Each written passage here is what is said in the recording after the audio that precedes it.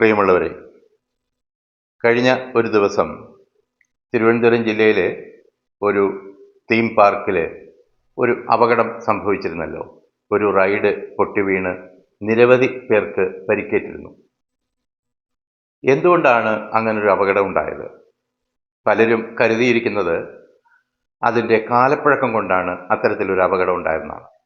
എന്നാൽ അത് കാലപ്പഴക്കം കൊണ്ടുണ്ടായ അപകടമല്ല എന്നുള്ളതാണ് വസ്തുത.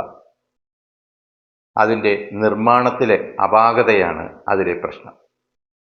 എന്താണ് അതിലെ നിർമ്മാണത്തിൻ്റെ അപാകത എന്നല്ലേ? വരൂ നമുക്ക് നോക്കാം. ഞാനിവിടെ അപകടമുണ്ടായ റൈഡിൻ്റെ ഒരു ചെറിയ മാതൃക നിർമ്മിച്ചിട്ടുണ്ട്. തൽക്കാലം 4 ഊഞ്ഞാലുകൾ മാത്രമാണ് നിർമ്മിച്ചിരിക്കുന്നത്. അത് സ്വതന്ത്രമായി തൂങ്ങി നിൽക്കത്തക്ക രീതിയിലാണ് അത് ചെയ്തിരിക്കുന്നത്. ഇത് മോട്ടോർ ഉപയോഗിച്ചതിനെ കറക്കുമ്പോൾ സംഭവിക്കുന്നത് ഈ ഊഞ്ഞാലുകളൊക്കെ പുറത്തേക്ക് വലിഞ്ഞ് നിൽക്കുന്ന രീതിയിലായിരിക്കും ഇത് കറങ്ങുക. അതാണ് അതിൻ്റെ ഒരു ഭംഗിയും ഒരു ത്രില്ലും. എന്തുകൊണ്ടാണിത് പുറത്തേക്ക് ഇതുപോലെ വലിഞ്ഞ് നിന്ന് കറങ്ങുന്നത്? സെൻട്രിഫ്യൂഗൽ ഫോഴ്സ് അഥവാ അപകേന്ദ്ര ബലമാണ് അതിന് കാരണം. നമുക്കറിയാം, ഒരു ബിന്ദുവിന് ചുറ്റും ഒരു വസ്തു കറങ്ങുമ്പോൾ ആ ബിന്ദുവിൽ നിന്ന് പുറത്തേക്ക് ഒരു ബലം പ്രയോഗിക്കപ്പെടുന്നുണ്ട്. ആ ബലമാണ് സെൻട്രിഫ്യൂഗൽ ഫോഴ്സ് എന്ന് പറയുന്നത്. അതുകൊണ്ടാണിത് പുറത്തേക്ക് വലിഞ്ഞ് ഇങ്ങനെ നിന്ന് കറങ്ങുന്നത്. ഇവിടുത്തെ നിർമ്മാണത്തിൻ്റെ അപാകത എന്ന് പറയുന്നത് ഇത് വളരെ ഉയരം കൂടിയ ഒരു 10 മീറ്ററോളം ഉയരമുള്ള ഒരു സ്ട്രക്ചറാണ്. ആ സ്ട്രക്ചറിനെ താങ്ങി നിർത്തുന്നത് ഇതിൻ്റെ ബേസിലുള്ള മെക്കാനിസം മാത്രമാണ്. അവിടെ ബെയറിങ്ങിൽ അത് ഘടിപ്പിച്ചിരിക്കുന്നു. എന്നാൽ ഇത്രയും ലിവറേജ് അതിന് ഉള്ളത് കൊണ്ട് തന്നെ ഇതിനകത്ത് ഒരു ചെറിയ ചലനങ്ങൾ ഉണ്ടാക്കാൻ, ഒരു വൈബ്രേഷൻ ഉണ്ടാക്കാൻ കാരണമാകും. വൈബ്രേഷൻ ഉണ്ടാക്കാൻ മറ്റൊരു കാരണം കൂടിയുണ്ട്. ഏറ്റവും പ്രധാനമായ കാരണം അതാണ്. അതായത് ഈ റൈഡുകളിൽ ഇരിക്കുന്നവരുടെ ഭാരം എല്ലാവരുടെയും തുല്യമായിരിക്കില്ലല്ലോ. ഇവിടെ ഒരു മുതിർന്ന ആളും അതിൽ എതിർഭാഗത്ത് ഒരു കുട്ടിയുമാണ് ഇരിക്കുന്നതെങ്കിൽ ഇത് അൺബാലൻസ് ചെയ്യും. എന്ന് പറഞ്ഞാൽ നമുക്കത് അത്ര അങ്ങോട്ട് ബോധ്യപ്പെടില്ല. അൺബാലൻസ് ചെയ്യുമെന്ന് പറഞ്ഞാൽ നോക്കൂ,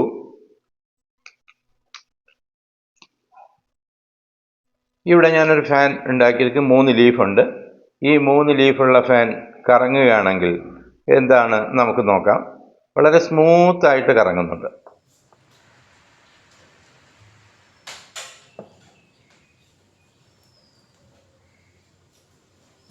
അതേസമയം ഇതിൻ്റെ ഏതെങ്കിലും ഒരു ലീഫിന് അല്പം ഭാരക്കൂടുതലോ അല്ലെങ്കിൽ ഇതൊന്ന് വളഞ്ഞിരുന്നാൽ പോലുമോ ഇത് അൺബാലൻസ് ചെയ്യും. നമ്മുടെയൊക്കെ വീടുകളിൽ ചില ഫാനുകൾ ഇങ്ങനെ കിടന്ന് ആടുന്ന കണ്ടിട്ടില്ലേ? അങ്ങനെ ആടാൻ കാരണം അതിൻ്റെ ഏതെങ്കിലും ഒരു ലീഫ് അൺബാലൻസ് ചെയ്യുന്നത് കൊണ്ടാണ്. ഒന്നുകിൽ അത് വളഞ്ഞിരിക്കാം, അല്ലെങ്കിൽ തേഞ്ഞു പോയിരിക്കാം. നോക്കൂ, നമുക്കത് ബോധ്യപ്പെടാൻ വേണ്ടിയിട്ട് ഞാനിവിടെ ഒരു വെയിറ്റ് ഞാൻ തൽക്കാലം വയ്ക്കുകയാണ്. ഒരു ചെറിയ ഭാരം ഒരു ലീഫിൽ ഉണ്ടാക്കി. എന്നിട്ടിത് കറങ്ങിയാൽ എന്താ സംഭവിക്കുന്നത് നോക്കുക.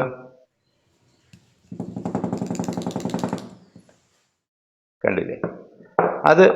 ആ ഒരു ലീഫിന് ഭാരം കൂടിയപ്പോൾ തന്നെ അത് അൺബാലൻസ് ചെയ്യുകയും അത് വൈബ്രേറ്റ് ചെയ്യുകയും ചെയ്യും.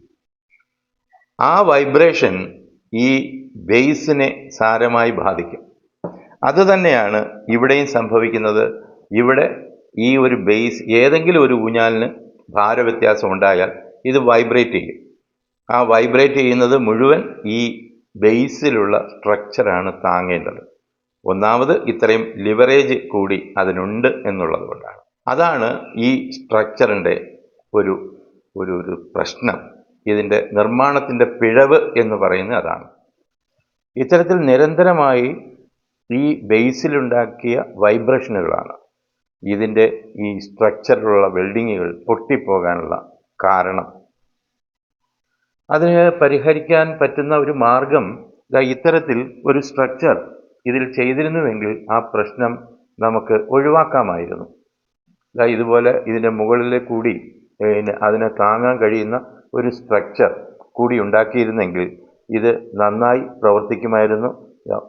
യാതൊരു കാരണവശാലും ഇത് വൈബ്രേഷൻ ഉണ്ടാക്കാതെ അത് ദീർഘനാൾ ഉപയോഗിക്കാൻ കഴിയുമായിരുന്നു. ഇത്തരത്തിലുള്ള ഒരു സ്ട്രക്ചർ ഈ റെയിലിൽ ഉണ്ടാകാതിരുന്നതാണ് ഇതിൽ അപകടമുണ്ടാകാനുള്ള പ്രധാന കാരണം.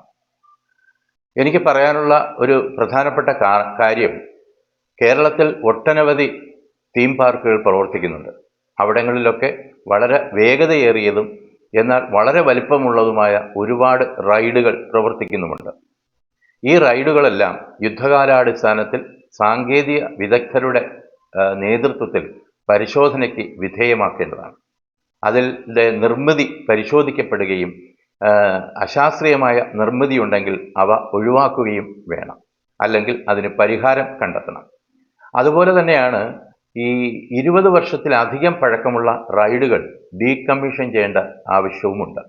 അതും ഗവൺമെൻറ് വേണ്ട മുൻകരുതലുകൾ എടുക്കണമെന്നാണ് എൻ്റെ അഭിപ്രായം.